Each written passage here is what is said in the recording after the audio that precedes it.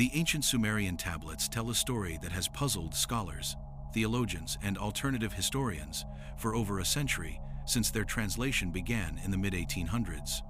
They describe beings called the Anunnaki, powerful entities who descended from the heavens in an event that multiple texts describe as a deliberate, coordinated arrival rather than a gradual mythological development, established the first cities with sophisticated urban planning that shows no evidence of experimental or transitional phases, taught humanity the foundations of civilization including writing, agriculture, metallurgy, astronomy, mathematics, and law, and ruled as gods over the ancient world with absolute authority recorded in countless administrative documents and religious texts.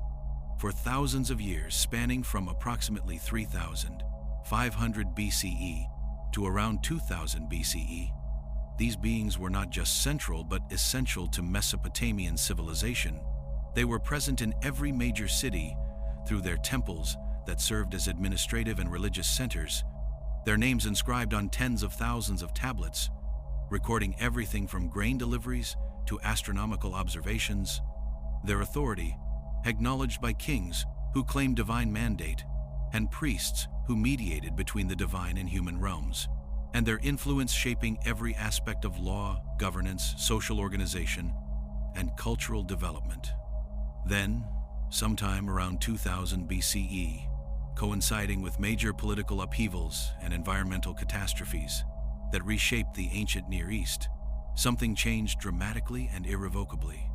The tablets stopped mentioning the Anunnaki with the same frequency and urgency that characterized earlier texts, where once every significant royal decree, temple inscription, and religious ceremony invoked their names and recorded their commands. Later documents refer to them only in traditional formulas and historical retrospectives. The great temples began to fall into disrepair or were rebuilt and rededicated to newer deities who rose to prominence, particularly Marduk of Babylon, who absorbed many of the roles and attributes previously held by the older Anunnaki gods Anu, Enlil, and Enki.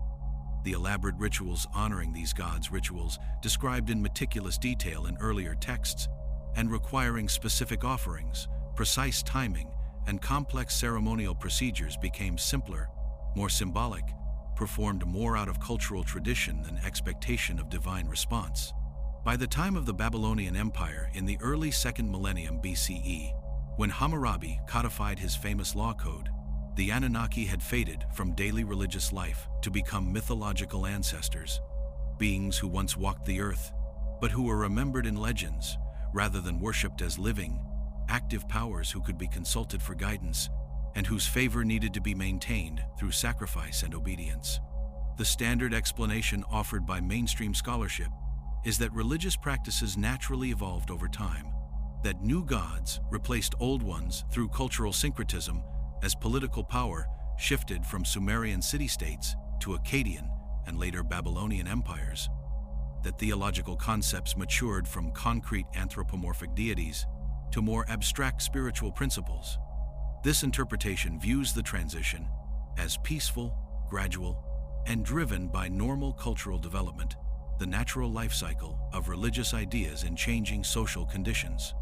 But the tablets themselves, when read carefully and in chronological sequence, tell a different story, not of gentle evolution or peaceful retirement, but a violent conflict that split the divine council into warring factions, catastrophic defeat of beings who had once seemed invincible, binding and imprisonment of powerful entities in cosmic prisons from which they could never escape, and judgments pronounced by higher authorities against gods who had violated laws they either did not know existed or chose to ignore.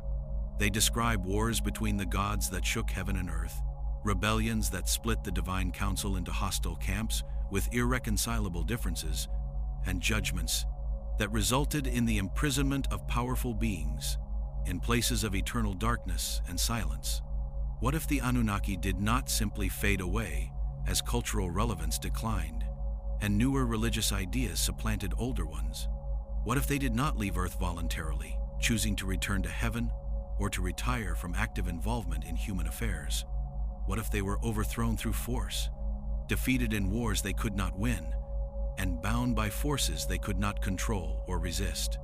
Tonight, we examine the ancient texts that describe the fall of the Anunnaki in surprisingly specific and consistent detail across multiple sources, the conflicts that may have led to their dramatic and catastrophic disappearance from the stage of history, and the question that haunts alternative historians and troubles even mainstream scholars who study these texts carefully, who possessed the power, authority, and means to overthrow beings that had ruled as gods for over 1,500 years and commanded resources that allowed them to build the first cities, develop the first writing systems, and establish civilizations that would influence all of human history? This is What If the Anunnaki Didn't Leave Willingly? Who overthrew the Anunnaki? A journey through ancient texts, competing interpretations of history, and one of the most enduring mysteries of human civilization, the sudden disappearance of beings who once ruled the world.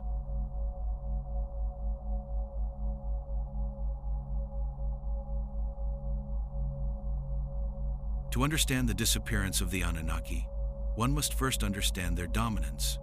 For over 1,500 years, from roughly 3,500 BCE to 2000 BCE, the Anunnaki were the central figures in Mesopotamian religion. Every major city had a patron deity from the Anunnaki pantheon. Uruk belonged to Inanna, goddess of love and war. Eridu was the domain of Enki, god of wisdom and water. Nippur housed the great temple of Enlil, king of the gods. Was sacred to Nanna, the moon god.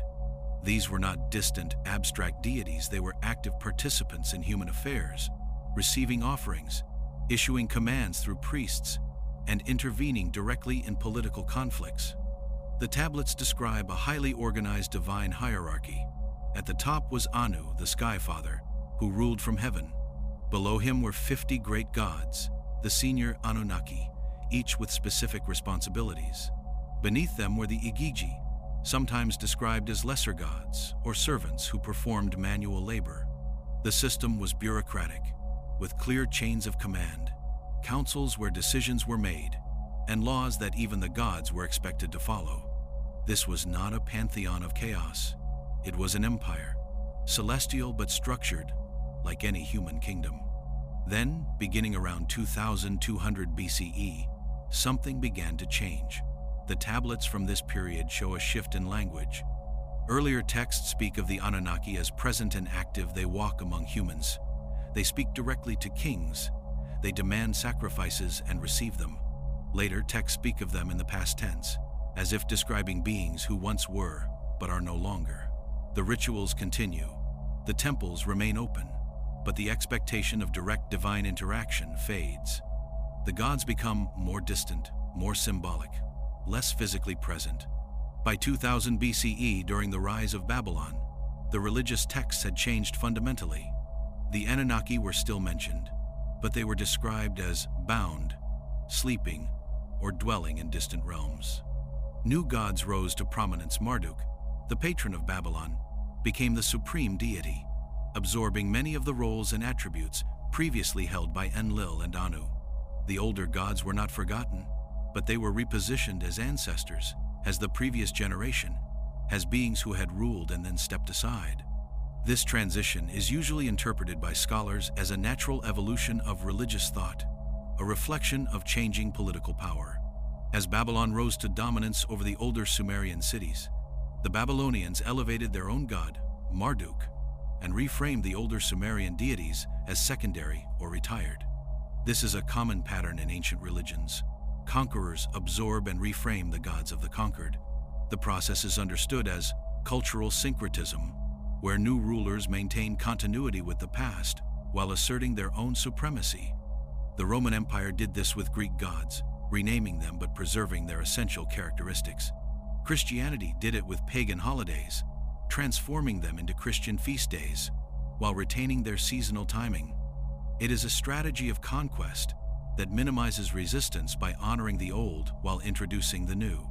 But the language used in the Mesopotamian tablets suggests something more dramatic than political appropriation. The texts do not simply say the older gods retired or stepped down gracefully. They say the gods were defeated, bound, imprisoned, and judged. This is not the language of peaceful succession or respectful absorption. This is the language of war crimes trials, of victors sitting in judgment over the vanquished, of power taken by force and legitimized through legal proceedings after the fact. The difference in tone between early Sumerian texts and later Babylonian ones is striking and demands explanation beyond simple political evolution. One of the most significant texts describing this transition is the Enuma Elish, the Babylonian creation epic. Written around 1800 BCE, the text describes how Marduk defeated Tiamat, the primordial chaos monster, and used her body to create the heavens and the earth. But Tiamat was not a mindless beast. She was described as the mother of the first gods, the source from which the Anunnaki themselves had emerged. The battle between Marduk and Tiamat was not a simple slaying of a monster. It was a generational war, the young gods overthrowing the old order. The Enuma Elish describes how Tiamat, enraged by the death of her consort Apsu, raised an army of monsters and ancient gods to wage war against the younger generation. The young gods, led by Anu and Enlil, were terrified and unable to face her. Marduk, the youngest and most powerful, agreed to fight Tiamat on one condition: if he won, he would be made supreme ruler of the gods. The council agreed. Marduk defeated Tiamat, split her body to create the cosmos, and claimed the throne. The gods who had fought for Tiamat were judged, punished, and bound. This narrative, while presented as a creation myth, bears striking similarities to descriptions of political coups and military conquests. Marduk did not create the universe from nothing. He reorganized it, taking control of an existing system by defeating its previous rulers. The gods who opposed him were not destroyed but imprisoned, suggesting they retained some form of existence, bound and powerless, but not annihilated. This pattern: defeat, judgment, imprisonment, appears repeatedly in Mesopotamian texts describing transitions of divine power. Another text, known as the Era Epic, describes a period when the great gods withdrew from active involvement in human affairs. The poem, dated to around 800 BCE, tells how Marduk left his city of Babylon to travel to the underworld, leaving his temple empty and his people vulnerable. In his absence, the god Era, a deity of plague and war, devastated the land. When Marduk returned, he found his temple in ruins and his people scattered.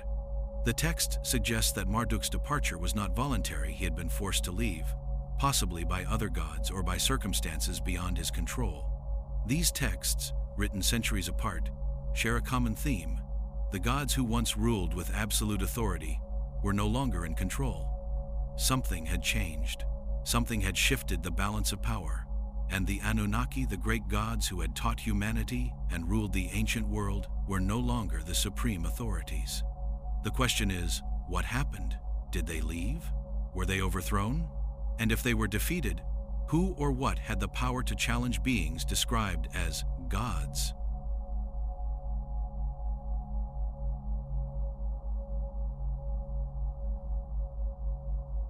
The concept of divine conflict is not unique to Mesopotamian mythology, but the Sumerian and Babylonian tablets describe these conflicts with unusual specificity that sets them apart from most other ancient religious texts. These are not vague allegories about cosmic forces representing abstract concepts like order and chaos, light and darkness, or good and evil.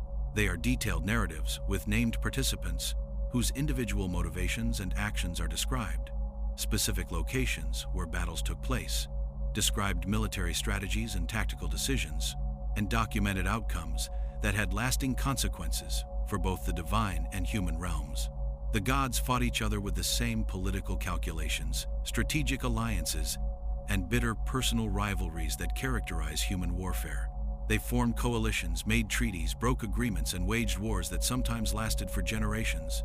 If these texts are describing real events using mythological language, whether those events involved actual divine beings, powerful human rulers whose conflicts were mythologized, or some other form of authority, then the disappearance of the Anunnaki might not have been a peaceful transition, but the result of a catastrophic series of wars that ultimately destroyed their ability to maintain control. The earliest recorded divine conflict in Mesopotamian texts is the rebellion of the Igigi, The Atrahasis, one of the oldest Akkadian texts based on Sumerian sources, describes how the lesser gods rebelled against the Anunnaki leadership. The Igigi had been assigned the task of digging rivers, clearing irrigation channels, and performing the physical labor necessary to make the earth habitable. After 40 years of exhausting work, they laid down their tools, surrounded the house of Enlil, and demanded relief. The text describes this not as a religious allegory, but as a labor strike, workers rebelling against oppressive management. Enlil, the king of the gods, was furious and wanted to punish the rebels with destruction. But Enki, the god of wisdom, proposed a different solution: create humans to take over the labor. This proposal was accepted, humanity was created, and the Igigi were freed from their toil. But the text hints that the relationship between the Anunnaki leadership and the Igigi was permanently damaged. The lesser gods had demonstrated that they could organize, resist, and force concessions. The hierarchy, once absolute, had been challenged. Later texts suggest that tensions between different factions of the Anunnaki continued to escalate. The Epic of Gilgamesh contains a subplot involving the goddess Inanna and the Bull of Heaven. When Gilgamesh rejects Inanna's romantic advances, she becomes enraged and asks her father Anu to send the Bull of Heaven to destroy Uruk. Anu initially refuses, warning that releasing the bull would cause 7 years of famine. But Inanna threatens to break down the gates of the underworld and release the dead to devour the living if she does not get her way. Anu relents. Gilgamesh and his companion Enkidu kill the Bull of Heaven, an act of defiance against the gods that has severe consequences. Enkidu is struck with illness and dies, and the gods debate whether to punish Gilgamesh as well. The episode reveals that even the great gods could be resisted, that their power was not absolute, and that mortal heroes with enough strength and courage could challenge divine authority. This was not the behavior of omnipotent, untouchable deities. This was the behavior of powerful beings who could be opposed, wounded, and even defeated. The most significant divine conflict described in the tablets is the war between Enki and Enlil, the two most powerful sons of Anu. The texts portray these brothers as rivals, with fundamentally different philosophies. Enlil represented authority, order, and strict adherence to divine law. Enki represented wisdom, compassion, and willingness to bend rules for the sake of mercy. Their conflict came to a head during the events leading to the Great Flood. According to the Atrahasis and the later Epic of Gilgamesh, humanity had become too numerous and too noisy, disturbing the peace of the gods. Enlil proposed a radical solution: destroy humanity entirely through a massive flood. The divine council agreed, and preparations were made. But Enki, who had played a role in creating humanity, refused to stand by and watch his creation be annihilated. He defied the council's decision by warning a human named Utnapishtim, or Ziusudra in the Sumerian version, to build a boat and save his family, along with representatives of all living creatures. The flood came as planned, covering the earth and destroying nearly all life. When the waters receded, Enlil was furious to discover that humans had survived. He confronted Enki, accusing him of betraying the council's decree. Enki did not deny it. He argued that humanity deserved to live, that total annihilation was unjust, and that he had acted according to his own conscience. The council was divided. Some supported Enlil's position that divine decrees must be absolute. Others sided with Enki, agreeing that mercy had its place. The resolution was a compromise. Humanity would be allowed to continue, but measures would be implemented to prevent them from becoming too numerous or powerful again. Shorter lifespans, increased disease, and the introduction of predators and natural disasters to keep the population in check. But the damage to the unity of the Anunnaki Council was done. Enlil's authority had been challenged. Enki had proven that divine law was not absolute. The gods were divided.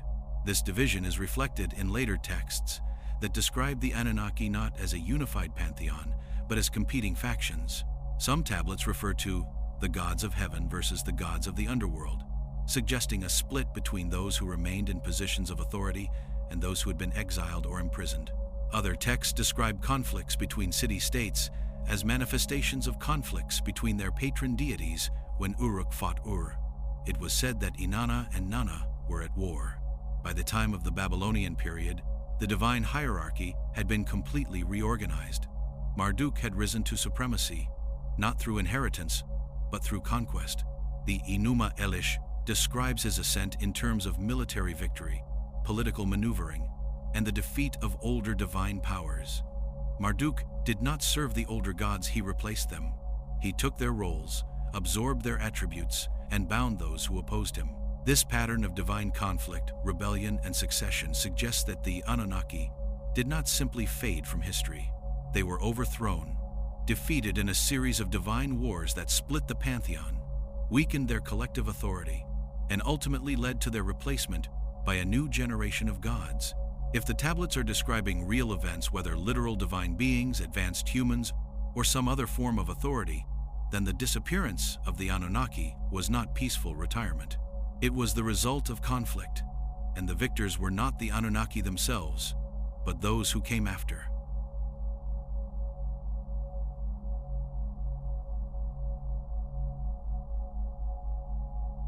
One of the most intriguing parallels to the Mesopotamian accounts of divine conflict comes from the Book of Enoch, a Jewish apocalyptic text that was excluded from most biblical canons, but preserved by the Ethiopian Orthodox Church and rediscovered in Europe in the 18th century. The text describes the fall and imprisonment of a group of angels called the Watchers, beings who descended to earth and committed acts that resulted in their judgment and eternal confinement. While the Book of Enoch is not part of the Sumerian or Babylonian literary tradition and was written centuries after the decline of Anunnaki worship in Mesopotamia, its narrative bears such striking and specific similarities to the Mesopotamian accounts that it suggests either shared cultural memory passed down through oral tradition, parallel religious traditions describing the same historical events from different cultural perspectives, or literary borrowing, where Jewish writers in Babylon, during the exile, adapted Mesopotamian stories into their own religious framework. The parallels are too numerous and too specific to be coincidental, raising the possibility that both traditions preserve memory of the same events.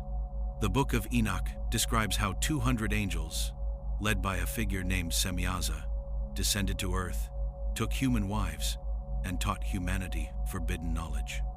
Their offspring, the Nephilim, became giants who terrorized the earth, consuming everything in their path. In response, God sent the archangels to bind the rebellious Watchers and destroy the Nephilim. The Watchers were not killed, they were imprisoned beneath the earth, held in darkness until the final judgment. The parallels to the Anunnaki narrative are unmistakable. Like the Anunnaki, the Watchers were described as beings who descended from heaven and interacted physically with humanity. Like the Anunnaki, they taught humans arts and sciences, metallurgy, astronomy, writing, agriculture. Like the Anunnaki, they took human partners and produced hybrid offspring. And like the Anunnaki, they were eventually judged, defeated, and bound. The difference is that the Book of Enoch explicitly names the force that overthrew them, the God of Israel, acting through his archangels. The Book of Enoch describes the judgment in detail. The archangel Uriel warned Noah about the coming flood. Raphael was commanded to bind Azazel, one of the chief watchers, hand and foot, and cast him into darkness in the desert of Dudiel, covering him with rough stones. Gabriel was sent to incite the Nephilim to destroy each other in battle. Michael was tasked with binding Semyaza and the other leaders, forcing them to watch the destruction of their children before imprisoning them beneath the earth for 70 generations. This description, binding, imprisonment beneath the earth, forced to watch the destruction of their legacy, mirrors language used in Mesopotamian texts about the fate of defeated gods.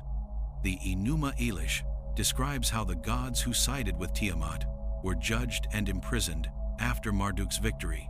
The Era epic mentions gods who were bound and confined to the underworld. Other texts reference beings held in the Abzu, the underground freshwater ocean ruled by Enki, unable to rise to the surface. The concept of binding is significant. In ancient Near Eastern thought, binding was not just physical restraint, it was a magical and legal act that removed power and authority. When a god or spirit was bound, they were not just imprisoned, but stripped of their ability to act, to influence, to command. They remained conscious, aware, but powerless. This was considered a fate worse than death, because death offered release, while binding offered only endless, conscious suffering. Several Mesopotamian texts describe binding rituals used against demons and evil spirits. These rituals involve spoken incantations, physical restraints, and symbolic actions designed to render the entity powerless. The language used in these rituals, "I bind you, you are confined, you cannot move or speak," is remarkably similar to the language used in texts describing the fate of rebellious gods. This suggests that the same conceptual framework was applied to both demons and divine beings who had been defeated and stripped of authority. If the Watchers and the Anunnaki are the same beings described through different cultural lenses, or if they represent parallel cases of divine beings who were overthrown, then the Book of Enoch might preserve details about how the Anunnaki were defeated. The text describes a higher authority intervening, one powerful enough to command archangels, to judge the Watchers, and to bind them permanently. In the Jewish tradition, this authority was the God of Israel, who was understood as transcending and ruling over all other divine beings. This raises a theological and historical question. Was there a conflict between the Anunnaki and a higher divine authority? Mesopotamian texts acknowledge the existence of Anu, the Sky Father, who was said to rule from heaven and rarely intervened in earthly affairs. Anu was described as the source of divine authority, the one who granted kingship to the other gods. But Anu himself was not the ultimate source. He was born from earlier primordial entities. The Enuma Elish traces the divine lineage back to Apsu and Tiamat, the original chaos from which the first gods emerged. What if the Anunnaki, who ruled the earth and demanded worship from humanity, were themselves subject to a higher authority they had chosen to ignore or defy? What if their overthrow was not the result of internal conflict among themselves, but judgment from above, from a power they could not resist? The Book of Enoch presents exactly this scenario: beings who descended to earth, ruled over humans, taught forbidden knowledge, and were then judged and bound by a higher divine court. The timing of the Watchers' fall in Jewish tradition roughly corresponds to the timing of the flood, which in both Jewish and Mesopotamian accounts occurs around the same period, roughly 3000 to 2500 BCE, based on the genealogies and king lists. After the flood, both traditions describe a changed world where divine beings no longer interact with humanity as directly or as openly. The gods become more distant, more symbolic, and humanity is left to govern itself with only indirect divine guidance. If the Anunnaki were the Watchers, or if both traditions describe the same events, then the disappearance of the Anunnaki from Mesopotamian religion around 2000 BCE could mark the final stage of their defeat and binding. They were not killed. Death would be too merciful. They were bound, imprisoned, and left conscious in darkness, awaiting a final judgment that has not yet come. The temples remained, the rituals continued, but the gods themselves were no longer present, because they no longer could be. They had been overthrown not by humans, not by their own kind, but by a higher authority they could not challenge.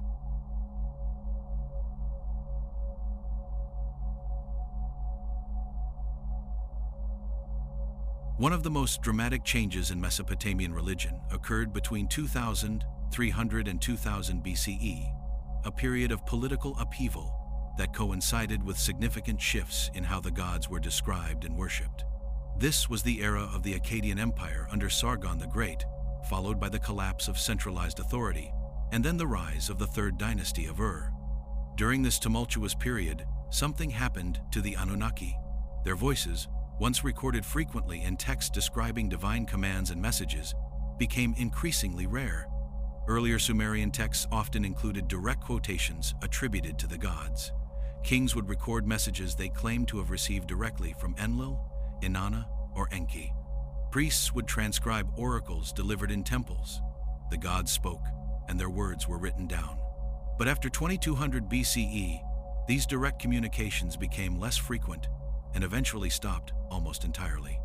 By the time of Hammurabi around 1750 BCE, the famous law code was presented as inspired by the gods, but not dictated by them.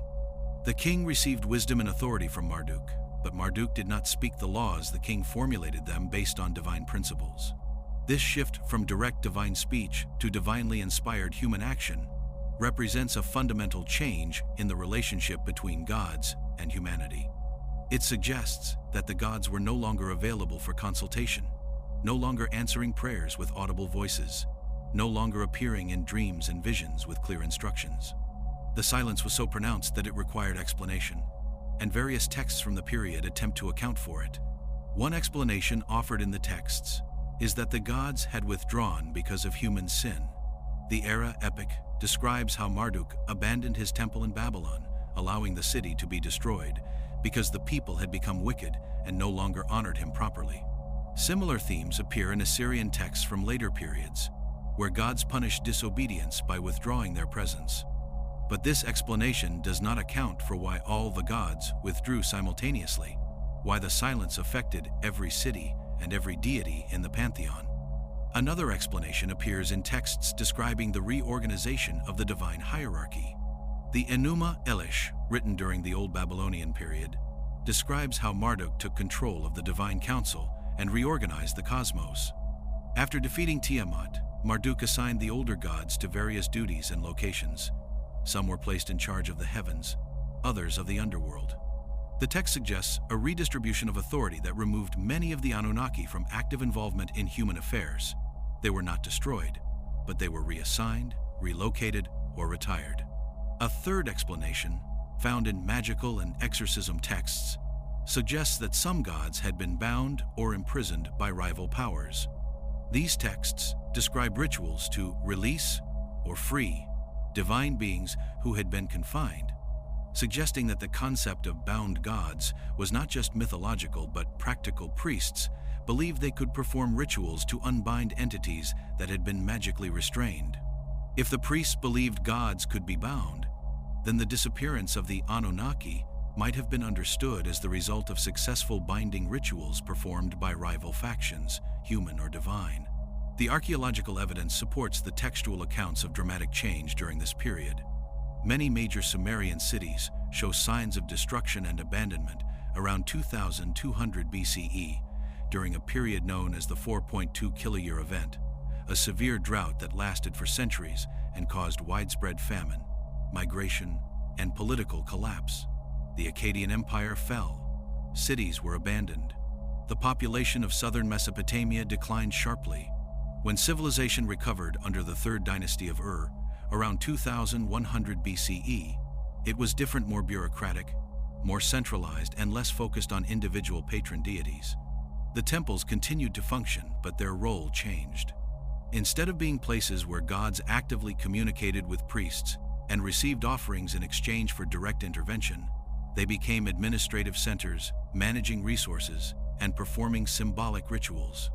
The gods were honored, but they were no longer expected to respond. The relationship had shifted from active partnership to commemorative worship. This change was not unique to Mesopotamia. Similar patterns appear in other ancient cultures during roughly the same period. In Egypt, the Old Kingdom ended around 2200 BCE, followed by the first intermediate period of political chaos. In the Indus Valley, the great cities of Harappa and Mohenjo-Daro were abandoned around 1900 BCE. In China, the legendary Xia dynasty supposedly fell around 1600 BCE, replaced by the Shang. In each case, the end of an era was associated with the departure or diminishment of divine beings who had previously been central to religious life. This global pattern has led some researchers to suggest that something happened around 2200 to 2000 BCE that affected multiple civilizations simultaneously. The mainstream explanation is environmental: the drought, climate change, crop failures, and resulting political instability. But alternative researchers point to the synchronicity of divine departure across cultures and ask whether the environmental catastrophe was a consequence rather than a cause. What if the gods left or were removed, and their departure destabilized the systems they had established? The Mesopotamian texts suggest that whatever happened to the Anunnaki was not temporary. There was no expectation that they would return in the near future. The later Babylonian and Assyrian kings did not claim to receive direct messages from the ancient Anunnaki.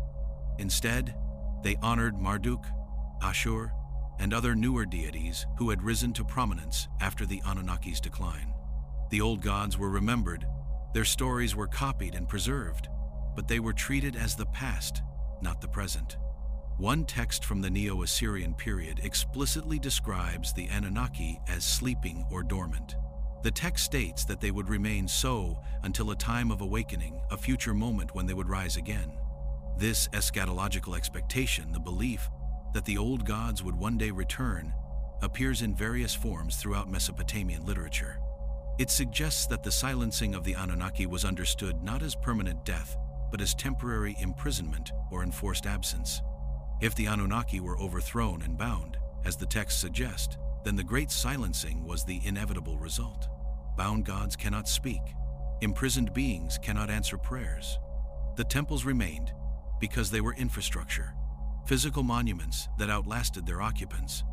But the gods themselves were gone, removed from power, and those who came after, whether human rulers or newer divine entities, filled the void they left behind.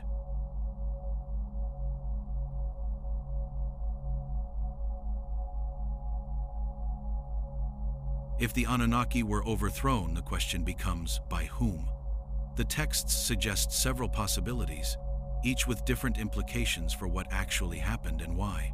The first possibility is internal conflict, that the Anunnaki destroyed themselves through civil war, faction fighting, and mutual betrayal. The second is external conquest, that a rival group of divine beings more powerful or better organized defeated and replaced them. The third is rebellion from below, that humanity or lesser divine beings rose up and overthrew their masters.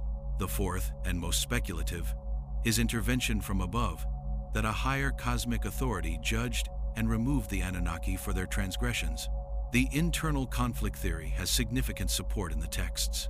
As discussed earlier, the Mesopotamian tablets describe numerous conflicts among the Anunnaki themselves. Enlil and Enki were rivals. Inanna fought against other gods for supremacy. The Igigi rebelled against the Anunnaki leadership. Marduk's rise to power involved defeating and binding older gods who opposed him. These were not minor disagreements, they were wars, with winners and losers, victors and vanquished. If the Anunnaki were powerful beings with advanced knowledge and technology, as some alternative researchers claim, then internal conflict could have been catastrophic. Wars between such beings would not be fought with swords and spears, but with weapons that could reshape landscapes, alter climate, and cause mass destruction. The 4.2 kiloyear drought that devastated Mesopotamia around 2200 BCE might not have been entirely natural. It might have been a consequence of divine warfare, weapons used that disrupted weather patterns and made the region uninhabitable for centuries. The Enuma Elish describes exactly such a scenario. When Tiamat waged war against the younger gods, her weapons included floods, storms, and monstrous creatures that spread destruction across the earth. Marduk's counterattack involved winds, storms, and cosmic forces that tore Tiamat apart and reorganized the heavens and earth. If this narrative describes a real conflict using mythological language, then the environmental catastrophe of 2200 BCE could be the historical footprint of the war that ended the Anunnaki's reign. The external conquest theory suggests that the Anunnaki were defeated by beings from outside their pantheon gods, from other cultures, cosmic entities mentioned in obscure texts, or forces that were never fully integrated into Mesopotamian religion. Some researchers point to the sudden appearance of new deities in Mesopotamian religion around 2000 BCE as evidence of conquest. Marduk, who became the supreme god of Babylon, was originally a relatively minor agricultural deity. His sudden elevation and his absorption of roles previously held by Anu, Enlil, and Enki suggests a dramatic shift in power. The Book of Enoch provides a model for external conquest. The Watchers, who descended to earth and ruled over humans, were overthrown not by other Watchers but by archangels sent from a higher authority. Michael, Gabriel, Raphael, and Uriel were not part of the Watcher hierarchy, they served a greater power, one that judged the Watchers and commanded their imprisonment. If a similar scenario played out in Mesopotamia, The Anunnaki might have been defeated by beings they had not anticipated, forces they could not resist, because those forces operated on a higher level of cosmic authority. This interpretation gained some support from texts that describe Anu, the Sky Father, as distant and rarely involved in earthly affairs. Anu is described as the source of authority, the one who grants kingship and power to the other gods, but he himself rarely descends to earth. What if Anu represented a higher cosmic order that the Anunnaki on earth had begun to violate? What if their interactions with humanity, teaching forbidden knowledge, taking human partners, creating hybrid offspring, were transgressions against laws established by Anu, or an even higher authority? The rebellion from below theory is less supported by the texts, but appears in some later traditions. Some Gnostic texts, written in the early centuries of the Christian era, describe the material world as created and ruled by false gods called archons. According to these texts, humanity was awakened by a divine messenger from the true God, given knowledge that allowed them to see through the deception of the archons, and eventually liberated from their control. While these Gnostic texts are much later than the Mesopotamian sources, they might preserve echoes of an earlier tradition in which humanity overthrew divine oppressors. The idea that humans could defeat gods is not absent from Mesopotamian literature. The Epic of Gilgamesh describes a mortal hero who kills the bull of heaven, defies the gods, and survives. The Atrahasis describes humans as noisy, rebellious, and difficult to control, so much so that the gods considered exterminating them entirely. Later, Babylonian texts describe kings as having the power to command demons and bind hostile spirits. The conceptual framework existed for humans to resist divine authority, even if they could not do so through physical force alone. However, the most compelling evidence in the texts points to the fourth theory: intervention from above. The pattern described in the Mesopotamian tablets, rebellion, judgment, binding, and the installation of new authority, mirrors the legal and judicial processes used in human societies. The gods were judged by a council, found guilty of violations, and sentenced to imprisonment. This suggests an organized, hierarchical system where even the powerful Anunnaki were subject to higher laws and higher powers. The Book of Enoch describes this explicitly. The Watchers were judged by God, who commanded his archangels to bind them. The archangels were not more powerful than the Watchers individually. They acted with the authority of God, and that authority made them irresistible. Power came not from strength, but from legitimacy, from operating within a cosmic legal order that even divine beings could not violate without consequences. If the Anunnaki were overthrown by a higher cosmic authority, the implications are profound. It would mean that the beings who taught humanity, who built the first cities, who established the foundations of civilization, were themselves subordinate to a greater power. It would mean that their rule on Earth was always conditional, subject to laws they eventually violated. And it would mean that their disappearance was not the end of divine involvement in human affairs, but a transition to a different phase, where direct rule was replaced by indirect guidance, where gods no longer walked among humans, but influenced from a distance. The texts do not provide a definitive answer. They describe conflict, judgment, binding, and silence, but they do not name the ultimate victor clearly. Marduk claimed supremacy, but even Marduk's reign was eventually challenged by later gods as political power shifted. The Anunnaki disappeared, but their memory persisted, and the texts that describe them continued to be copied for over 1,000 years after they stopped being actively worshipped. Whatever defeated them did not erase them, it simply removed them from power and left humanity to wonder what had happened and whether they would ever return.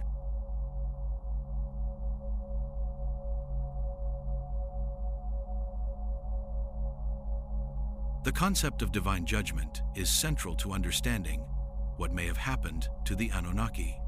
Unlike modern monotheistic religions, where God is the ultimate judge, Mesopotamian religion described a complex legal system in which even the gods could be tried, convicted, and punished. This was not a theoretical possibility. The tablets describe specific instances where gods were judged by divine councils and sentenced for their crimes. The structure of divine justice in Mesopotamian thought was hierarchical. At the lowest level were humans, who could be judged by gods, kings, or human courts. Above humans, were the lesser divine beings, demons, spirits, and the Igigi who could be judged by the great gods. Above them were the Anunnaki themselves, the 50 great gods who formed the divine council. But even the Anunnaki could be judged, though the texts are less clear about who had the authority to judge them. Some texts suggest it was Anu, the Sky Father. Others imply it was the collective judgment of the full divine assembly. Still others hint at a higher authority that was rarely named or described. One of the clearest examples of divine judgment appears in the myth of Adapa. In this text, Adapa, a human servant of Enki, accidentally breaks the wings of the south wind while fishing. The wind god complains to Anu, and Adapa is summoned to heaven to answer for his crime. Enki advises Adapa on how to behave before Anu's court, warning him not to accept any food or drink offered because it might be poisoned. When Adapa appears before Anu, he is offered the bread and water of immortality, but following Enki's advice, he refuses. Anu, impressed by Adapa's wisdom and obedience to Enki, sends him back to Earth without punishment, but also without the gift of immortality. This story reveals several important aspects of divine justice. First, even accidental offenses could bring charges before the highest divine authority. Second, the process involved formal hearings, where the accused could defend themselves or be represented by advocates. Third, sentences could be commuted or altered based on the judgment of the court. And fourth, the system applied to both humans and gods. Enki's advice to Adapa suggests that Enki himself had experience with navigating Anu's court, possibly as a defendant in past disputes. The Enuma Elish provides another example of divine judgment on a massive scale. After Marduk defeats Tiamat and her army, he convenes a court to judge the gods who had sided with her. The leader of Tiamat's forces, a god named Kingu, is singled out for special punishment. Marduk declares that Kingu instigated the rebellion and deserves death.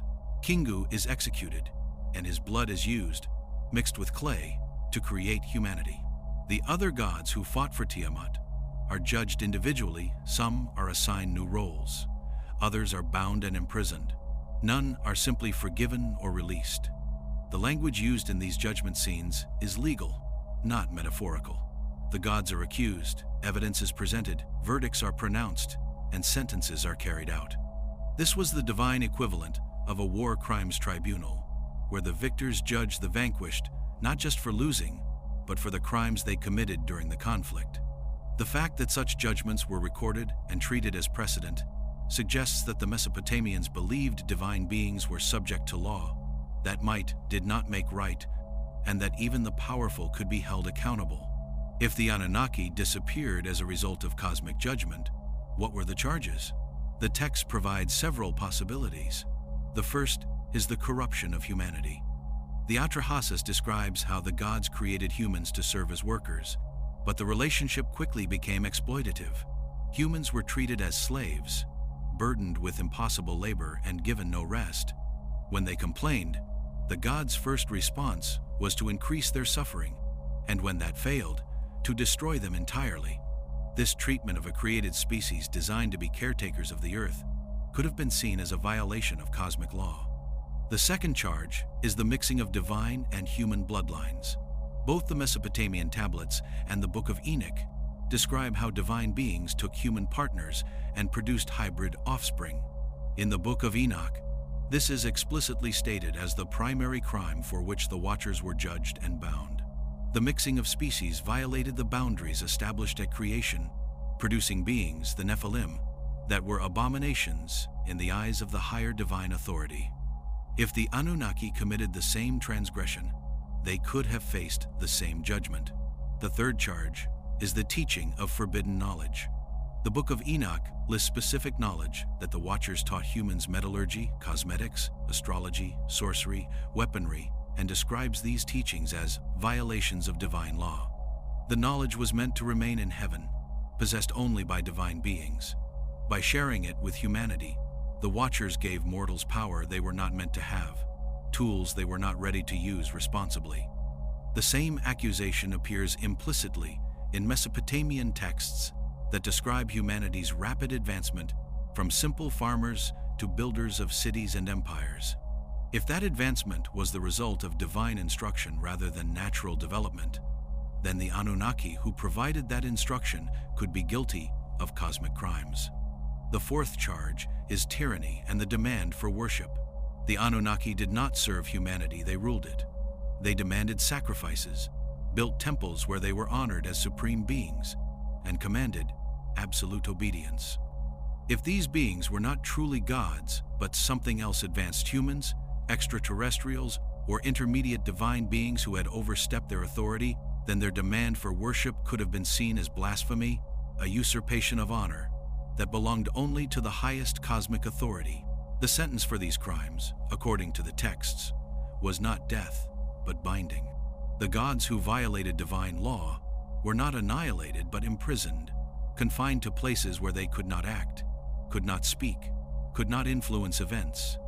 They were made powerless but left conscious, aware of what they had lost, and unable to reclaim it. This punishment served multiple purposes. It removed the threat they posed, it preserved them as witnesses to divine justice, and it served as a warning to others who might be tempted to follow their example. The Mesopotamian text suggests that this judgment was carried out by forces the Anunnaki could not resist. Whether those forces were archangels serving a higher god, as the Book of Enoch describes, or some other cosmic authority, the result was the same. The Anunnaki were defeated, bound, and removed from their positions of power. Their temples remained, their names were still honored, but they themselves were gone, and humanity was left to build civilization without their direct intervention.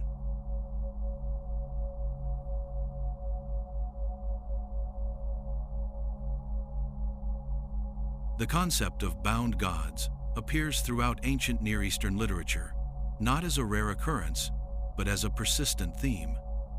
Beings who had once been powerful were described as imprisoned, confined, or held in specific locations where they could not escape.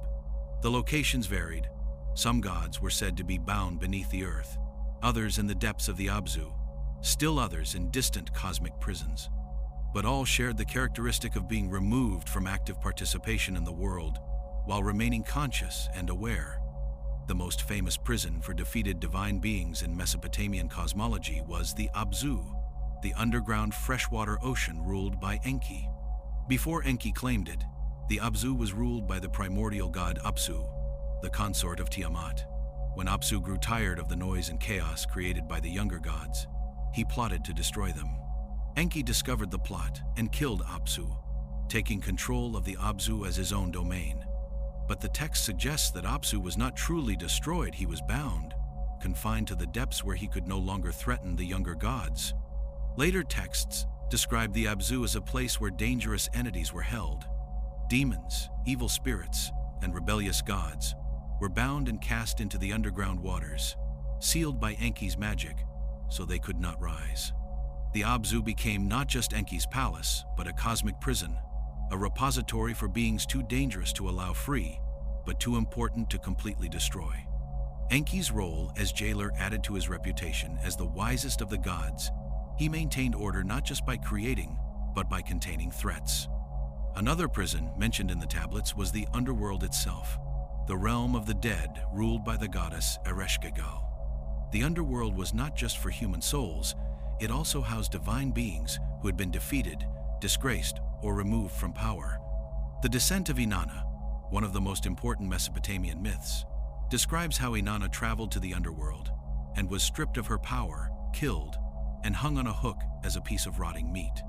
She was eventually rescued through Enki's intervention, but the text makes clear that even the powerful goddess of love and war could be imprisoned, powerless, and humiliated in the underworld. The underworld was described as a place of darkness, dust, and silence, where neither light nor water existed. Those trapped there could not leave without permission from Ereshkigal, and that permission was rarely granted. The concept was not annihilation, but eternal confinement to exist, in a place where existence itself was torture, where power and status meant nothing, where escape was impossible. Outside Mesopotamian tradition, the Book of Enoch provides the most detailed description of where fallen divine beings were imprisoned. The text describes multiple locations. Some watchers were bound beneath the desert, covered with stones, in a place called Dudael. Others were cast into valleys deep beneath mountains, held in chains until the final judgment. The spirits of the Nephilim, unable to be bound in the same way as their angelic fathers, were left to roam the earth as demons, still malevolent but without bodies, without power to act directly. The Book of Enoch specifies that these imprisonments were not permanent in the ultimate sense. They were holding cells until the day of judgment, when the watchers would be brought before God's throne one final time and sentenced to the lake of fire. This concept of a two-stage punishment, initial binding followed by ultimate destruction, suggests that the imprisonment served a purpose beyond simple containment. The bound beings were preserved as evidence, as witnesses, as examples of what happens when divine law is violated. Greek mythology, which developed later but drew on similar Near Eastern traditions, contains parallel concepts. The Titans, the older generation of gods who ruled before Zeus and the Olympians, were defeated in a cosmic war called the Titanomachy. Most were cast into Tartarus, a prison located beneath the underworld itself, even deeper than the realm of the dead. There they remained, bound in chains, guarded by the hundred-handed ones, unable to escape but fully conscious of their imprisonment. The Titan Prometheus, who gave fire to humanity against Zeus's wishes, was bound to a rock where an eagle ate his regenerating liver daily, a punishment that combined physical torment with eternal awareness. These parallel traditions across cultures, Mesopotamian, Jewish, Greek, suggest a shared mythological framework or shared memory of an event when powerful beings were defeated and imprisoned. Whether these were literal divine beings, metaphors for political upheavals, or cultural memories of actual historical events is debated. But the consistency of the theme is striking. Gods can be overthrown, powerful beings can be bound, and imprisonment without hope of escape is a punishment reserved for the most serious violations of cosmic order.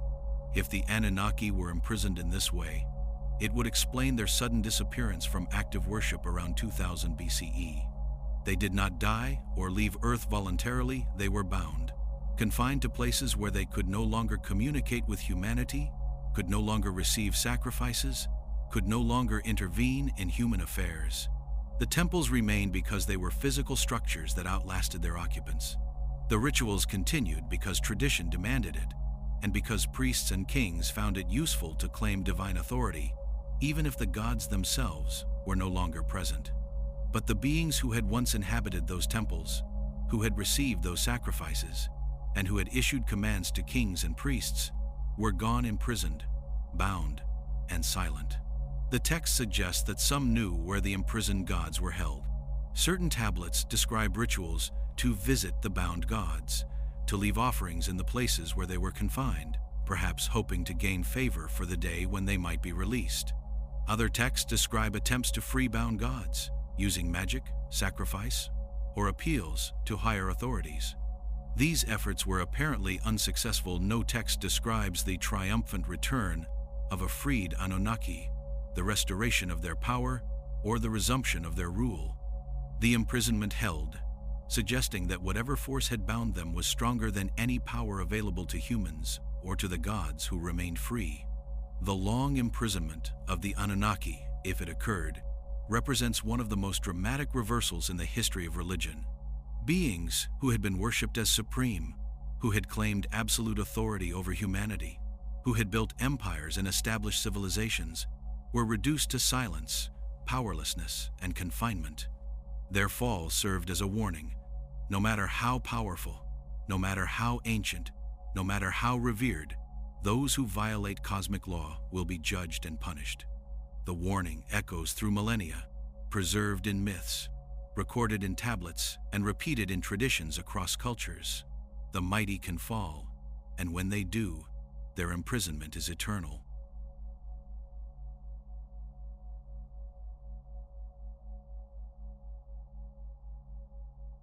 The disappearance of the Anunnaki created a power vacuum that was quickly filled by a new generation of deities. These gods did not claim to be entirely new. They positioned themselves as successors, reformers, or children of the older gods, borrowing authority from the Anunnaki while establishing their own supremacy. The transition was not seamless. and the texts revealed tensions between honoring the old gods and establishing the legitimacy of the new. Marduk's rise is the most thoroughly documented. Originally, a relatively minor agricultural deity associated with the city of Babylon, Marduk's elevation to supreme god of the Mesopotamian pantheon occurred during the Old Babylonian period around 1800 BCE. The Enuma Elish, composed to legitimize Marduk's supremacy, tells a creation story that is also a political narrative.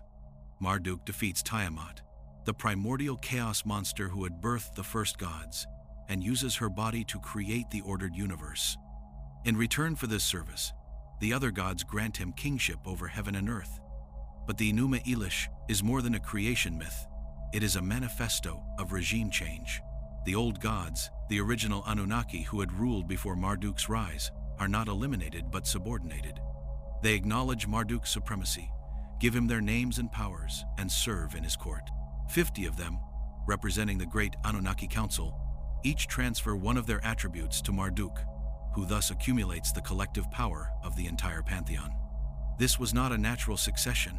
It was a consolidation of authority under a new ruler who claimed legitimacy through conquest and the consent of the governed.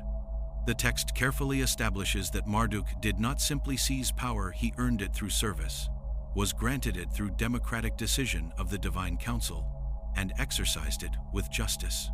Yet, the underlying narrative is conquest. Marduk defeated Tiamat and her allies, judged and imprisoned those who resisted, and took control of the cosmic order. The older gods, including Anu and Enlil, who had previously held supreme authority, were not overthrown but marginalized, reduced to advisory roles while Marduk made the real decisions. This pattern repeated across Mesopotamia as political power shifted. When the Assyrians dominated the region, they elevated their patron god Ashur to a position equivalent to or surpassing Marduk. The Assyrian version of the creation epic replaced Marduk with Ashur, giving Ashur the role of defeating Tiamat and organizing the cosmos. The Enuma Elish was literally rewritten, with Marduk's name scratched out and Ashur's name inserted. This was not theological evolution. It was political appropriation of religious authority. The gods who rose to replace the Anunnaki shared certain characteristics. They were warrior gods, emphasizing military power and conquest rather than the agricultural and civilizational gifts that defined the older Anunnaki. Marduk was a storm god and warrior. Ashur was a war god and embodiment of Assyrian imperial power. These were not teachers or creators, they were conquerors who maintained order through force and demanded absolute loyalty from their subjects. The new gods also changed the relationship between divine and human. The Anunnaki had been described as physically present on Earth, living in temples, eating sacrifices, walking among humans.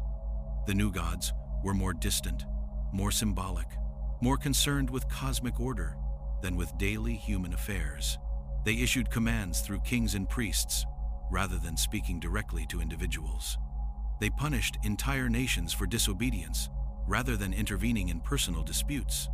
This shift from personal, physical presence to distant, symbolic authority suggests a fundamental change in how the divine realm related to the human world.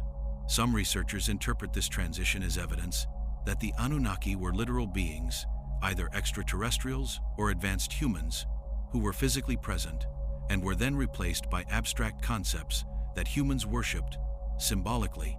If the Anunnaki walked among humans, ate physical food, and occupied physical spaces, then their replacement by gods who were purely spiritual or symbolic marks, a shift from literal to metaphorical divine presence. The new gods could not be overthrown because they were ideas rather than beings, concepts rather than entities. They were safer for human rulers because they could be manipulated, interpreted, and controlled in ways that physically present gods could not. Others argue that the transition simply reflects cultural and theological maturation, that ancient peoples gradually moved from anthropomorphic conceptions of deity to more abstract, transcendent ideas of the divine. The Anunnaki were never literal beings, but early attempts to understand divine power in human terms. The new gods represented more sophisticated theology, more developed ideas about transcendence and cosmic order. The change was intellectual and spiritual development, not the replacement of one set of entities with another. But the texts themselves resist this interpretation. They describe the transition not as smooth evolution, but as violent upheaval. The Enuma Elish is a war story. The Era epic describes devastation and abandonment. The text from Ur's third dynasty describes cities in ruins and populations in flight. If this was simply theological development, why did it occur simultaneously with environmental catastrophe, political collapse, and social chaos? The correlation suggests that whatever happened to the Anunnaki was real, measurable, and traumatic. The rise of new gods did not erase memory of the old. The Anunnaki continued to be honored in temple rituals, their names invoked in blessings and curses, their stories copied and preserved. But they were remembered as the past, not the present. The new gods were the living authorities, the ones who answered prayers and demanded obedience. The Anunnaki had become ancestors, historical figures, beings who had once been important but were no longer active in the world. Whether they were unable to act because they had been bound or simply chose not to intervene was left ambiguous in most texts. The transition also marked a change in human self-conception. Under the Anunnaki, humans saw themselves as created beings, made to serve the gods, dependent on divine instruction for survival. Under the new gods, humans began to see themselves as partners in cosmic order, capable of independent action, responsible for their own governance. Kings no longer received direct commands from gods. They received inspiration, wisdom, and authority, but they made their own decisions. This shift toward human agency and away from total divine control could be interpreted as liberation from oppressive rulers, whether those rulers were literal beings or symbolic constructs that limited human potential. The rise of new gods marks the final chapter of the Anunnaki's reign. Whatever power they had once held, whatever authority they had once claimed, by 1500 BCE it was gone, transferred to new entities that ruled in their name but pursued their own agendas. The Anunnaki had become history, and history, as the new rulers understood, could be rewritten, reinterpreted, and controlled in ways that the present never could.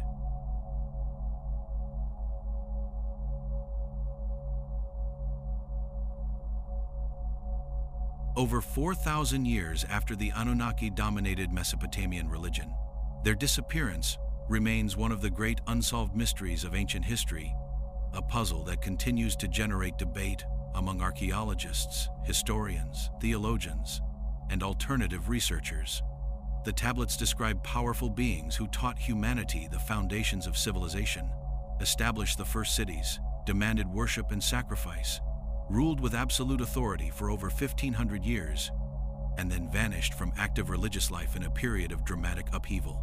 The standard academic explanation, accepted by most scholars in mainstream archaeology and ancient Near Eastern studies, is that the Anunnaki never existed as literal entities, that they were mythological constructs, religious metaphors, and personifications of natural forces created by ancient peoples attempting to understand and explain the world around them. According to this view, thunder became Enlil, the life-giving waters became Enki, the fertility of the earth became Inanna, and the movements of celestial bodies became Anu and his court. The gods were projections of human consciousness onto nature, gradually evolving as societies became more complex, and theological thinking became more sophisticated. Their disappearance was simply the natural evolution of religious thought, where older, more primitive concepts of deity were replaced by more abstract, more philosophically developed ideas that better suited the needs of large empires with diverse populations. But this conventional explanation, while intellectually satisfying and consistent with anthropological theories about religious development, struggles to account for several troubling aspects of the historical record. It cannot easily explain the remarkable specificity of the Sumerian texts, which name individuals, describe specific events, provide detailed chronologies, and use the same documentary tone for both mythological narratives and administrative records. It does not address the consistency of these narratives across multiple cities separated by hundreds of miles and centuries of time, suggesting either remarkable cultural coordination or shared memory of actual events. It cannot fully explain why the tablets describe the transition from Anunnaki dominance to their disappearance not as peaceful evolution, but as violent conflict, cosmic warfare, judgment, imprisonment, and forcible removal of beings who once held absolute power. And perhaps most significantly, it struggles to account for the dramatic and concentrated nature of the change, not a gradual fade over many centuries, but a relatively sudden transformation, occurring within a narrow window of time that coincides with environmental catastrophe, political collapse, and social chaos across the entire Near Eastern world. Alternative researchers offer more provocative theories. Some argue the Anunnaki were extraterrestrials who visited Earth in prehistoric times, established colonies, genetically engineered or educated early humans, and then left or were forced to leave by circumstances we do not understand. This theory takes the texts at face value. When the tablets say beings descended from heaven, they mean literal descent from the sky. When they describe divine beings teaching humans to write, farm, and build cities, they mean actual instruction by advanced entities. When they describe the gods leaving or being bound, they mean physical departure or imprisonment. Others suggest the Anunnaki were survivors of an earlier advanced human civilization, possibly predating the flood around 10,000 BCE. These survivors possessed knowledge and technology far beyond the primitive societies they encountered in post-flood Mesopotamia. They were treated as gods because their knowledge seemed divine. They ruled because they had the means to do so, but they were still mortal, still subject to death, conflict, and eventually defeat. When they died or were overthrown, their knowledge was preserved in fragments enough to build civilization, but not enough to recreate their original culture. A third view, more theological, suggests the Anunnaki were what ancient Jewish and Christian texts called fallen angels, spiritual beings, who rebelled against God, descended to earth, corrupted humanity, and were judged and bound as punishment. This interpretation synthesizes Mesopotamian tablets with the Book of Enoch, arguing that both describe the same events from different cultural perspectives. The Watchers and the Anunnaki are the same entities, and their overthrow was divine judgment executed by higher powers serving the Creator. Each theory has weaknesses. The extraterrestrial hypothesis lacks physical evidence, no alien artifacts, no clearly technological remains, no genetic markers in human DNA that are obviously non-terrestrial. The lost civilization theory faces similar evidentiary problems. No ruins of such a civilization have been conclusively identified, though proponents argue that rising sea levels and millennia of erosion would have destroyed most evidence. The theological interpretation cannot be proven or disproven scientifically and requires accepting premises about spiritual reality that are outside the scope of archaeology or history. What all three theories share is an attempt to take the ancient texts seriously, to assume they contain historical memory rather than pure fiction. The texts say beings descended from heaven, taught humanity, and were overthrown.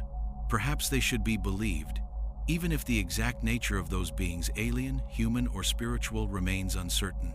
Perhaps the Sumerians were recording events they witnessed or inherited as memory, and our failure to understand them reflects limitations in our framework rather than errors in their record.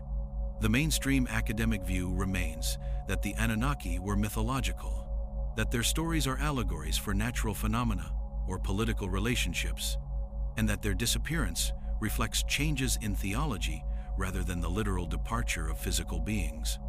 But even within academia, there is recognition that something unusual happened in Mesopotamia between 3,500 and 2000 BCE. Civilization appeared with startling speed. Advanced knowledge was encoded in the earliest texts, and massive urban centers were built by people who supposedly had only recently learned to farm.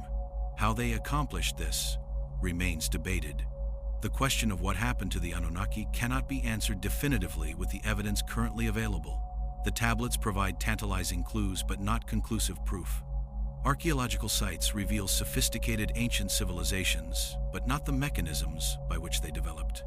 The parallels between Mesopotamian texts and traditions from other cultures suggest shared influences but do not prove specific historical events.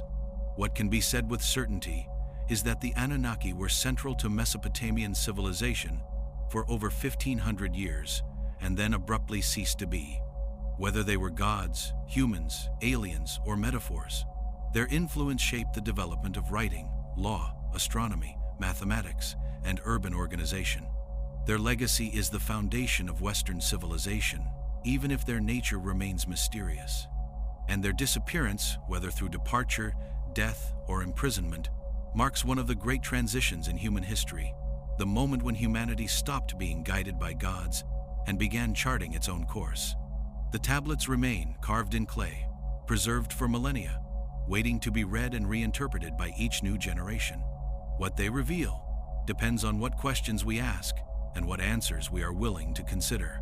Did the Anunnaki leave willingly, or were they overthrown? Were they bound by higher powers, defeated in cosmic wars, or simply forgotten as new gods took their place? The texts suggest all of these possibilities and prove none of them. The mystery endures, the question remains, and the search for answers continues, as it has for over a century, and as it likely will for centuries to come.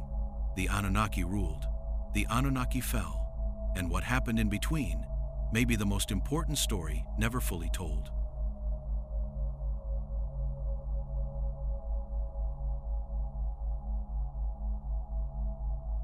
In Mesopotamian thought, power was never erased. It was relocated.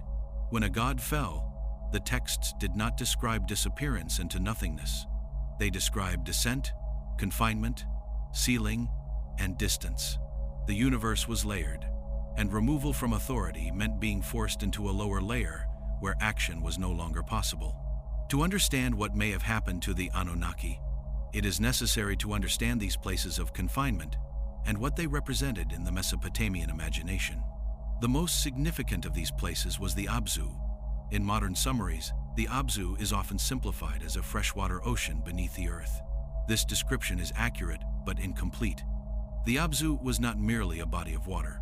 It was a domain, a boundary space between creation and chaos, and a controlled environment where dangerous forces could be contained. Before it became Enki's residence, the Abzu belonged to Apsu, a primordial being who embodied the original waters from which the cosmos emerged. When Apsu plotted against the younger gods, he was defeated and confined. His domain did not vanish.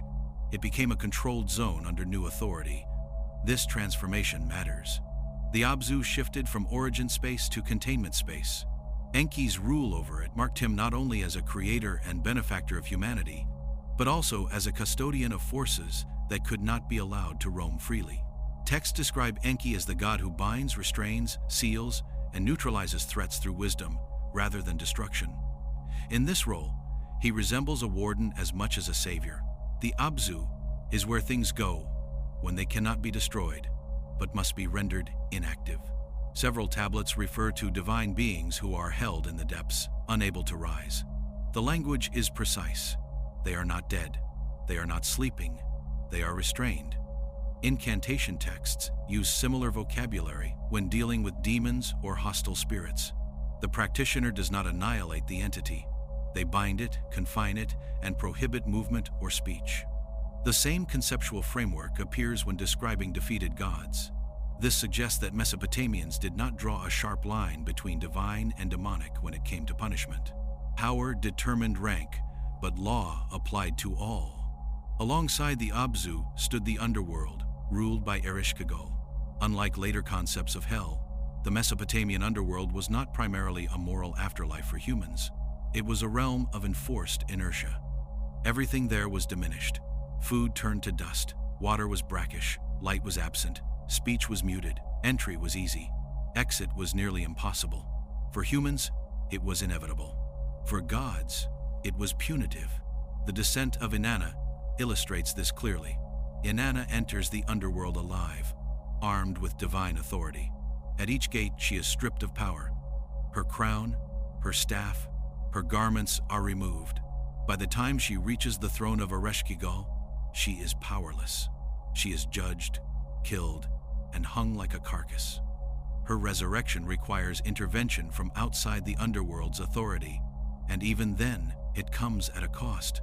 Someone must replace her. The message is unambiguous. The underworld neutralizes power.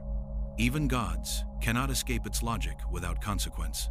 Texts describing defeated or disgraced gods often place them in similar conditions. They are assigned to the underworld, the depths or distant realms from which they cannot act. This assignment is not symbolic. It has administrative language. Gods are given domains. They are assigned locations. They are confined to specific zones. This mirrors the bureaucratic mindset of Mesopotamian society, where punishment involved exile, reassignment, or forced labor rather than execution alone. Beyond the Abzu and the underworld, Mesopotamian cosmology includes references to sealed places, distant heavens, and remote regions described as silent or dark. These locations function as cosmic prisons. They are outside the normal flow of divine-human interaction. A god placed there is effectively removed from governance. They cannot receive offerings. They cannot issue commands. They cannot intervene. Yet they still exist. This is a critical distinction. Destruction ends influence permanently. Confinement preserves existence while eliminating agency. For a society that believed divine order depended on balance, confinement was safer than annihilation. Destroying a god risked destabilizing the cosmos. Binding one preserves structure while neutralizing threat. This logic appears repeatedly in myths where rebellion is punished not with obliteration, but with restriction. If the Anunnaki were overthrown, confinement would be the expected outcome within this worldview. The texts describing their later status often use language consistent with this. They are said to dwell in the depths. They are associated with judgment, the underworld, or silence. They are no longer invoked for daily affairs but appear in funerary or cosmic contexts. This relocation aligns with punishment rather than retirement. The idea of places of no return reinforces this interpretation. Certain realms are described explicitly as irreversible. Once entered, return is forbidden or requires extraordinary intervention.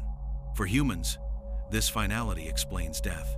For gods, it explains loss of authority. A god confined to such a place cannot resume rule without violating cosmic law. The permanence of these locations is emphasized in incantations and laments, suggesting that their function was well understood and feared. Importantly, these places are not chaotic. They are controlled environments. Gates are guarded. Laws apply. Entry and exit are regulated. This reinforces the idea that confinement is legal, not chaotic. It follows judgment. Someone decides. Someone enforces. Someone maintains the boundary. Later, traditions echo this structure. Greek Tartarus, Jewish Sheol and abyss imagery, and later apocalyptic prisons all share features with Mesopotamian confinement spaces. These similarities suggest a shared ancient understanding of how ultimate punishment operates. It is not erasure, it is removal from participation. If the Anunnaki were bound in such places, their absence from history becomes intelligible. They did not vanish mysteriously. They were relocated to zones where interaction with humanity was prohibited. Their names remained because memory was allowed. Their authority ended because access was denied. The Abzu, the underworld, and other sealed realms thus form the spatial dimension of divine judgment. They are the architectural solution to a cosmic problem: how to neutralize powerful beings without destroying the order they helped create. Within this framework, silence is not accidental, it is enforced. The gods stop speaking because they were placed where speech no longer reaches the surface of the world.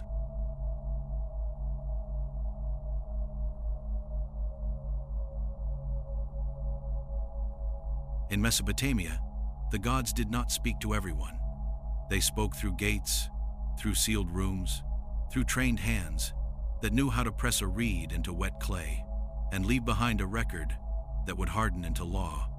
A modern image of a tablet is simple, like a small brick covered in lines. But the tablet world was a controlled environment. It was created, stored, copied, and circulated inside institutions designed to limit who could know what was written. Writing was not a neutral tool in Sumerian Akkad. It began as administration tied to temples. The earliest signs were tallies for sheep, grain, beer, and labor. The temple was not only a place of prayer, it was a warehouse, a courthouse, and a treasury. The priesthood controlled offerings, fields, herds, and workshops. To write was to participate in that control. Most people never touched a stylus. Most people never saw the back rooms where tablets were stacked in baskets, sorted by year, and sealed behind doors that were opened only for officials. This matters because the same system that preserved divine speech could also filter it. A king might claim a god spoke to him, but the words that survived were written by scribes, edited by schools, and copied later by apprentices trained in standard formulas. Even when a tablet describes a sudden divine decision or a war among the gods, it passes through human hands shaped by institutional expectations. The archive was not just memory, it was governance. When modern readers encounter gaps, they often assume loss by accident. Buildings burn, floods erode walls. Yet Mesopotamia also shows patterns of survival that look selective. Some text series exist in many copies across cities. Others appear only once, as if they were never meant to circulate. Certain myths survive in multiple versions where the plot remains, but the roles of specific gods shift.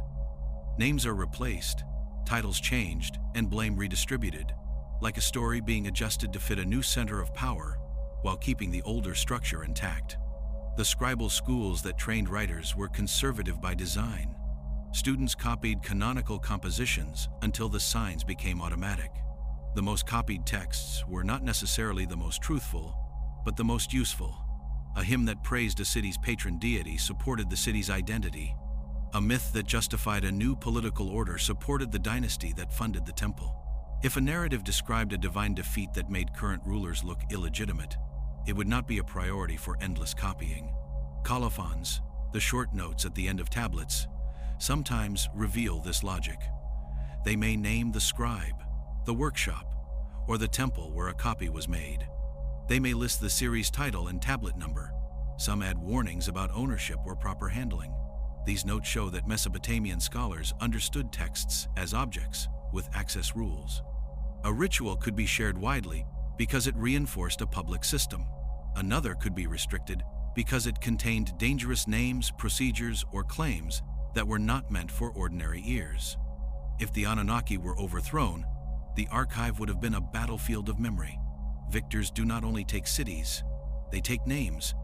They decide which gods are honored in public, which are reduced to ancestry, and which are described as sleeping, distant, or confined. A temple can be rebuilt and rededicated, but the deeper change appears in daily paperwork.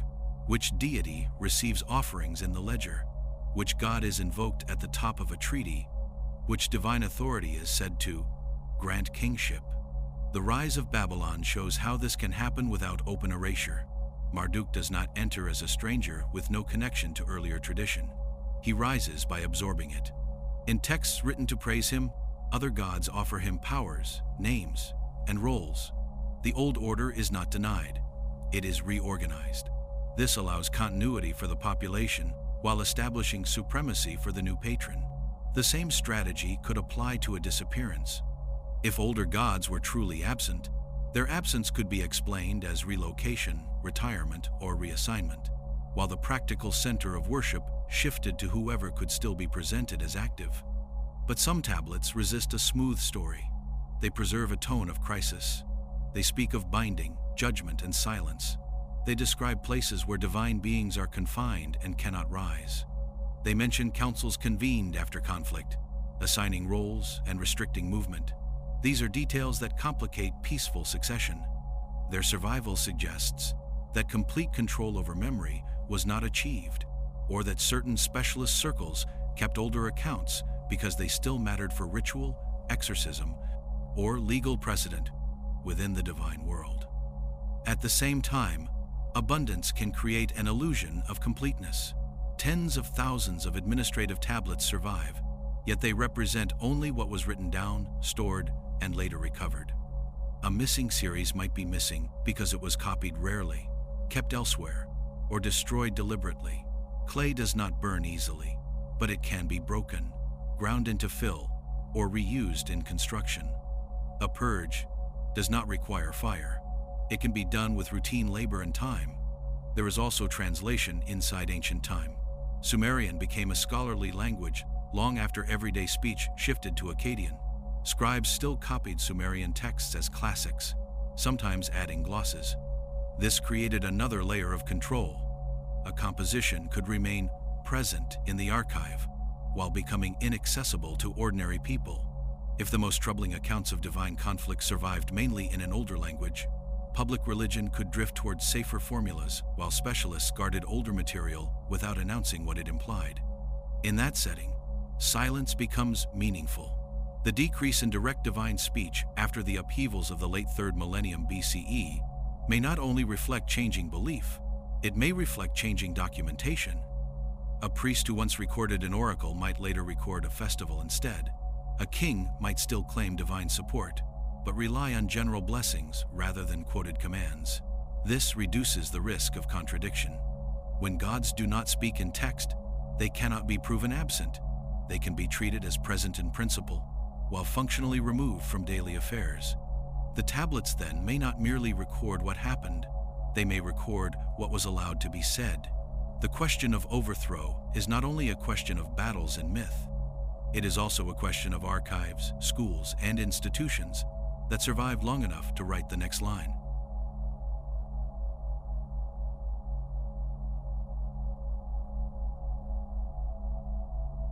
When the voices of the Anunnaki faded from the tablets, the cities did not collapse overnight.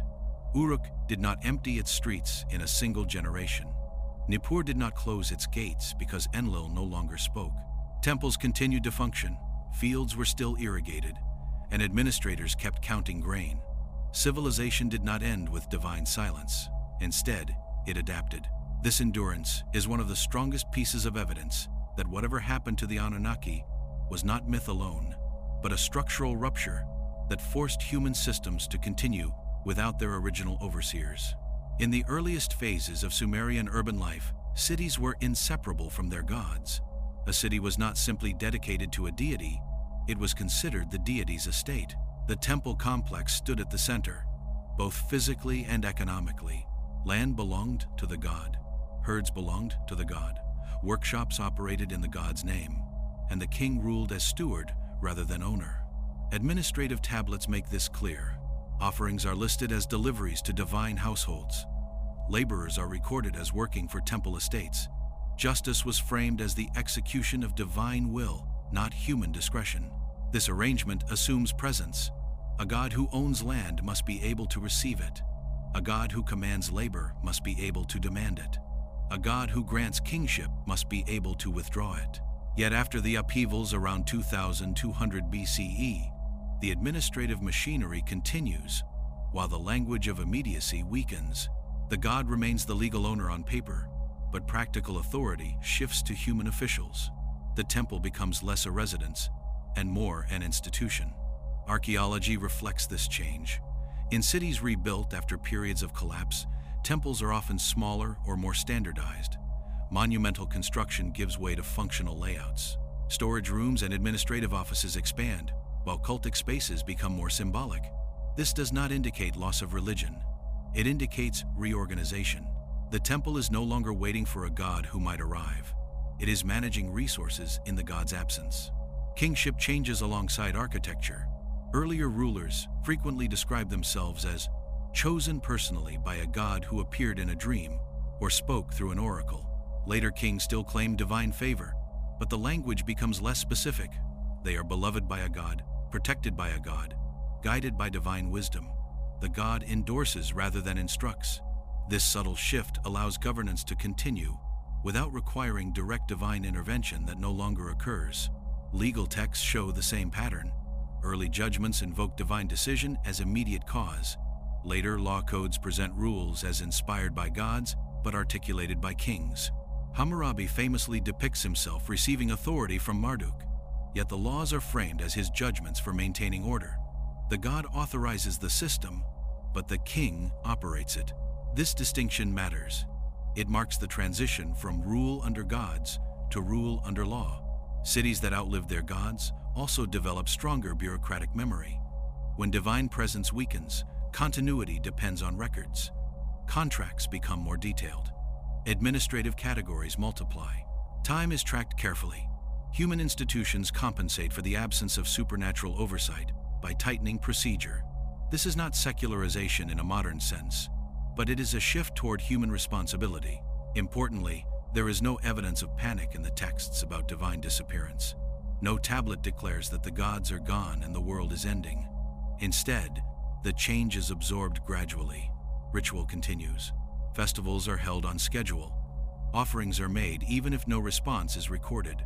This suggests that absence was normalized, explained, or concealed within acceptable theological language. A God who does not answer may be said to be distant, resting, or attending to cosmic duties elsewhere. The endurance of cities also challenges the idea that the Anunnaki were purely symbolic. If they were metaphors for natural forces, their departure would not require institutional adaptation. Rivers still flow, crops still grow. But if the Anunnaki were understood as active administrators of cosmic and civic order, their removal would require humans to fill practical gaps. The archaeological and textual record suggests that such filling occurred. Some cities leaned into new divine patrons. Babylon elevated Marduk. Ashur elevated Ashur. These gods provided a focus for legitimacy and identity in a changed world. Yet even here, continuity with the old order was maintained. The new gods inherited titles, functions, and myths once associated with the Anunnaki. This inheritance looks less like invention and more like reassignment. Authority persists, but its bearer changes. Other cities declined permanently. Eridu, once sacred to Enki, gradually lost prominence. Its association with primordial wisdom did not translate into political power in later eras. If Enki's authority had been central to Eridu's status, his absence would leave the city without a clear replacement. In this sense, divine silence may have contributed to uneven urban survival. Cities that successfully rebranded their divine relationships endured. Those that did not faded. The persistence of infrastructure without divine presence raises a deeper question. Were the gods necessary for civilization? Or were they scaffolding that allowed early societies to organize until human systems could sustain themselves? If the Anunnaki taught administration, law, and planning, their removal might have been survivable precisely because those lessons remained embedded in human practice. Civilization could continue on momentum, even if its original architects were gone. Yet momentum has limits. The period following the Anunnaki's decline is marked by instability. Empires rise and fall rapidly. Environmental stress compounds political fragility. The system works, but it strains.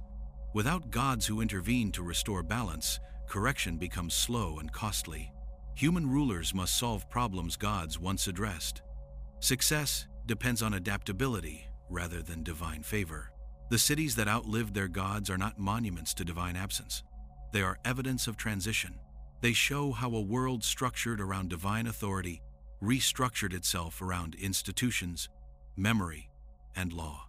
Whether the Anunnaki were imprisoned, exiled, or destroyed, their absence forced humanity into a new role. The city became a human achievement sustained by human effort, haunted by temples built for voices that no longer answered.